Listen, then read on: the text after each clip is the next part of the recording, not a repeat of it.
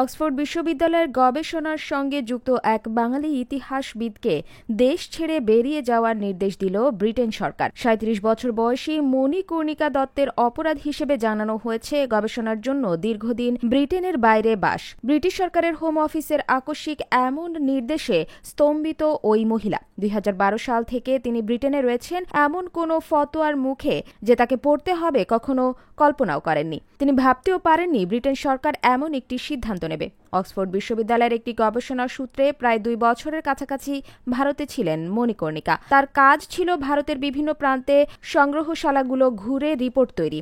একাধিক আন্তর্জাতিক সম্মেলনেও যোগ দিয়েছেন তিনি। ব্রিটেনের নিয়ম হল ১০ বছর বা তার বেশি এই দেশে বাস করলে দীর্ঘ ছুটি পাওয়া যায়। একে বলে indefinite leave to remain ILR। কিন্তু এই ছুটির সর্বোচ্চ মেয়াদ ৫৪৮ দিন। মণিকর্ণিকা ৬৯১ দিন ব্রিটেনের বাইরে ছিলেন।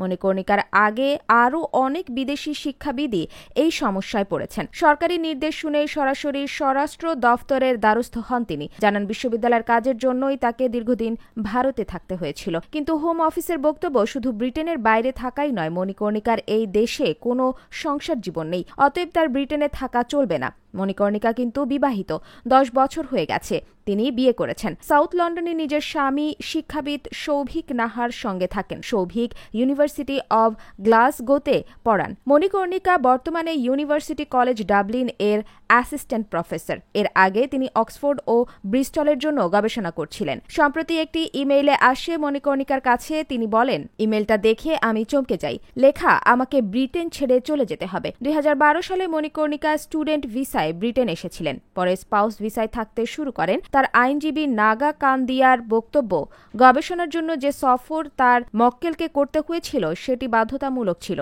ভারতে গিয়ে কাজ না করলে মণিকর্ণিকার রিপোর্ট সম্পূর্ণ হতো না। মণিকর্ণিকা হোম অফিস বিষয়টি পুনর্বিবেচনা করার অনুরোধ জানিয়েছেন, কিন্তু পুনর্বিবেচনা করেও তারা জানায়, আপনাকে এখনই চলে যেতে হবে।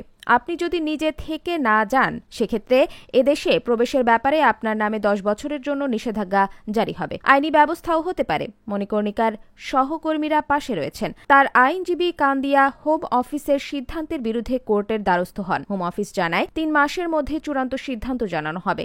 এখন আশঙ্কায় কাটানো ছাড়া পথ নেই মণিকর্ণিকার।